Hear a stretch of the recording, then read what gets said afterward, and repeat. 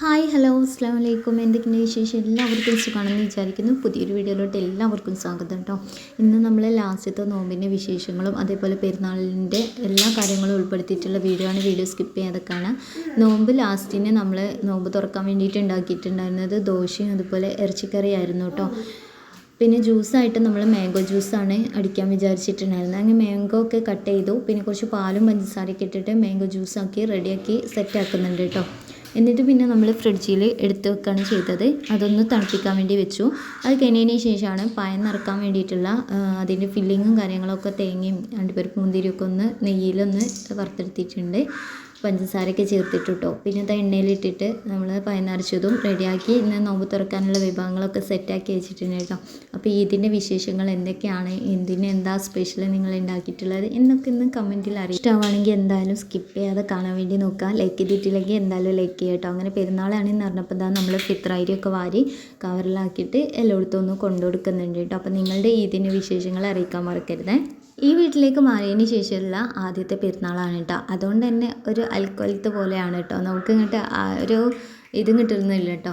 അതിനിടയിൽ എനിക്ക് ഹിജാബിൻ്റെ ഒരു ഓർഡർ വന്നിട്ടുണ്ടായിരുന്നു. അപ്പോൾ ചെറിയ പോകുന്ന സമയത്ത് ഫിത്രായി കൊണ്ടു കൊടുക്കുന്ന സമയത്ത് ഞാൻ ആ ഹിജാബും കൂടി നമ്മൾ ആദ്യം നിന്ന ആ ഭാഗത്തേക്ക് കൊടുത്തേക്കാണ് കേട്ടോ.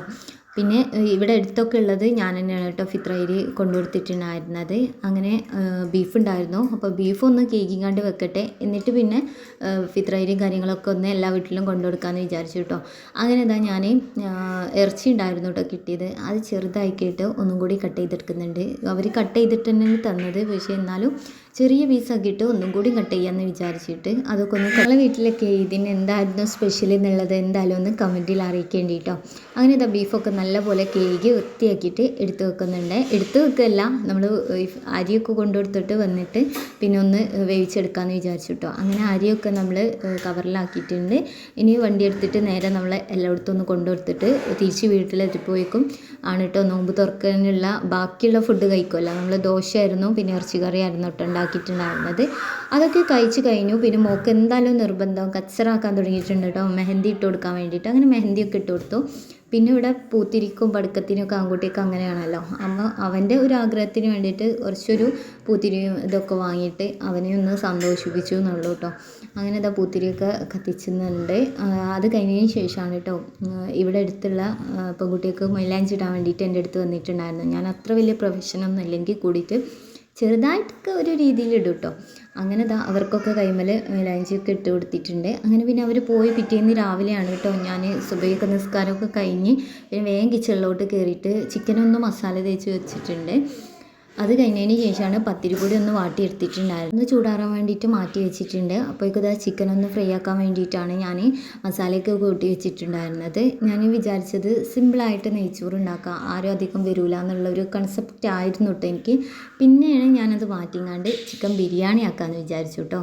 കാരണം നെയ്ച്ചോറ് വെക്കുകയാണെങ്കിൽ അതിക്ക് ഒരു കറി വേണം, വേറെ എന്തെങ്കിലുമൊക്കെ വേണം. അപ്പോൾ ഒരു ബിരിയാണി ആയാലും എല്ലാം കൊണ്ട് അങ്ങോട്ട് ഒക്കുമല്ലോ എന്ന് വിചാരിച്ച് അങ്ങനെ ബീഫ് ഞാൻ തലേന്ന് നല്ലപോലെ വേവിച്ച് വെച്ചിട്ടുണ്ടായിരുന്നു. അതിൽ അത്യാവശ്യം വെള്ളമുണ്ട്. അപ്പോൾ വെള്ളമൊക്കെ ഒന്ന് വറ്റിച്ച് ബീഫ് നല്ലപോലെ വെന്ത് വന്നിട്ടുണ്ട്. ഇതിൻ്റെ മാവ് പെട്ടെന്ന് കുഴച്ച് കിട്ടാൻ ചൂടോട് കൂടിയിട്ട് തന്നെ കുഴക്കണമെന്നുണ്ട്. ഇതുപോലത്തെ ഒരു പാത്രം വെച്ചിട്ട് കുഴച്ചെടുത്താൽ മതി കേട്ടോ. സിമ്പിളാണ്, പെട്ടെന്ന് തന്നെ കുഴ കഴിയും. പിന്നെ ഒരു രണ്ട് മൂന്ന് എന്നില്ല, ഒരു 2 പ്രാവശ്യം കുഴച്ചെടുത്താൽ തന്നെ നല്ല സോഫ്റ്റ് ആയിട്ടുള്ള പത്തിരി കിട്ടും കേട്ടോ.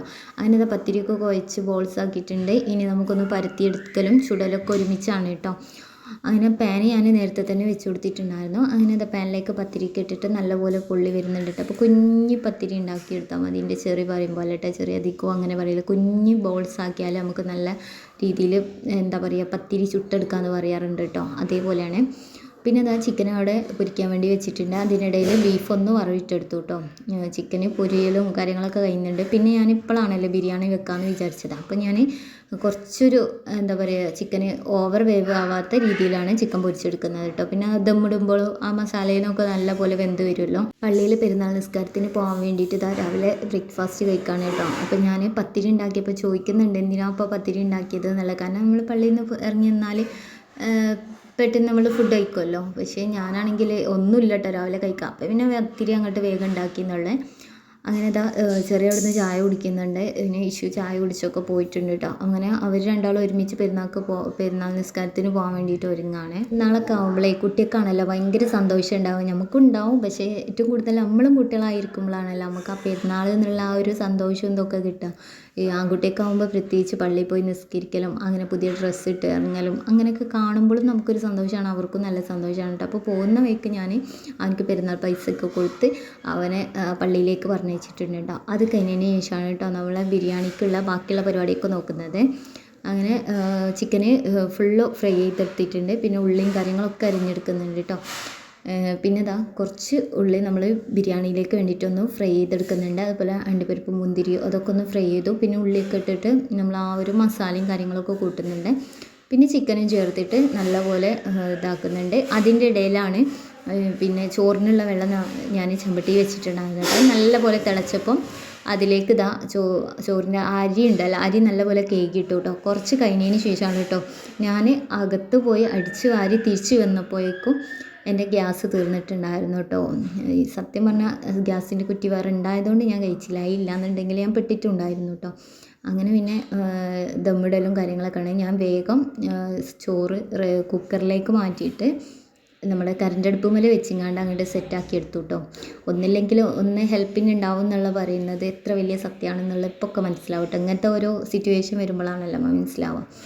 അങ്ങനെ അത് ഞാൻ ബിരിയാണിയൊക്കെ ഒന്ന് ദമ്മിട്ടിട്ട് സെറ്റാക്കി എടുക്കുന്നുണ്ട്. പിന്നെ അതാ എല്ലാ പ്രാവശ്യവും ഞാൻ പായസമായിരുന്നു ഉണ്ടാക്കാറുണ്ടായിരുന്നത്. ഇപ്രാവശ്യം ഞാൻ വിചാരിച്ച് ജ്യൂസാക്കാമെന്ന്, കാരണം അത്യാവശ്യം നല്ലപോലെ ചൂടുമുണ്ട് വെയിലുണ്ട് കേട്ടോ. അങ്ങനെ ഞാൻ പിസ്തയിലേക്ക് ആപ്പിൾ കട്ട് ചെയ്തതും മുന്തിരി കട്ട് ചെയ്തതും പിന്നെ നമ്മളെ കസ്കസ് ഉണ്ടല്ലോ അതൊക്കെ കട്ട് ചെയ്തങ്ങാണ്ട് സെറ്റാക്കിയിട്ട് കോൺഫ്ലവറിൽ പാല് തിളപ്പിച്ചിങ്ങാണ്ട് ജ്യൂസ് അടിച്ചെടുത്തതാണ് കേട്ടോ.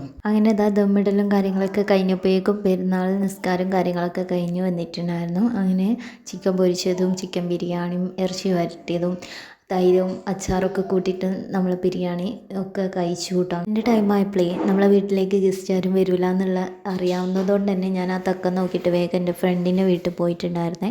അവിടുന്ന് ഇതാ അവൾ അടിപൊളി ബോളിയും പായസമൊക്കെ ഉണ്ടാക്കിയിട്ടുണ്ട്. ഞാൻ ആദ്യമായിട്ടാണ് കേട്ടോ കഴിക്കുന്നത്, അതുകൊണ്ട് തന്നെ നല്ല ടേസ്റ്റ് ഉണ്ടായിരുന്നു കേട്ടോ. കൂടെ അവൾ വേറെ എന്തൊക്കെയോ ഉണ്ടാക്കിയിട്ടുണ്ട്. പിന്നത്തെ ഫ്രൈഡ് റൈസും ചിക്കൻ കടായി ഉണ്ടായിരുന്നു, അതൊക്കെ കുടിച്ചു. പിന്നെ വീട്ടിലേക്ക് വന്ന് പിന്നെ നമ്മൾ വേഗം മാറ്റിയിട്ട് നേരെ എല്ലായിടത്തും ഒന്ന് പോയിട്ട് വരാമെന്ന് വിചാരിച്ചിട്ട് ഇറങ്ങിയതാണ് കേട്ടോ. അപ്പോൾ എൻ്റെ പെരുന്നാൾ ഡ്രസ്സ് ഇതാണ്. അങ്ങനെ തന്നെ നമ്മൾ നേരെ തറവാട്ടിലും മുത്തച്ഛലാടെയൊക്കെ പോയി പിന്നെ ഇതാ എൻ്റെ വീട്ടിലെത്തിയിട്ടുണ്ട് കേട്ടോ. ലാസ്റ്റാണ് നമ്മൾ വീട്ടിൽ വന്നിട്ടുണ്ടായിരുന്നത്. വീട്ടിലെത്തിപ്പോയിക്കും രാത്രി ആയിട്ടുണ്ട് കേട്ടോ. അവിടുന്ന് ഉമ്മാൻ്റെ വക ആദ്യം തന്നെ ജ്യൂസായിരുന്നു. പിന്നെ അത് കഴിഞ്ഞപ്പോൾ പായസം കിട്ടി. പിന്നെ അത് മന്തിയൊക്കെ കൂട്ടിയിട്ട് നമ്മൾ ഇന്നത്തെ പെരുന്നാൾ ആഘോഷിച്ചു കേട്ടോ. അപ്പോൾ ഇത്രയൊക്കെ ഉള്ളൂ. പുതിയൊരു വീഡിയോ ആയിട്ട് കാണാം. അതുവരേക്കും ബൈ. അസ്സലാമു അലൈക്കും. Thank you for watching.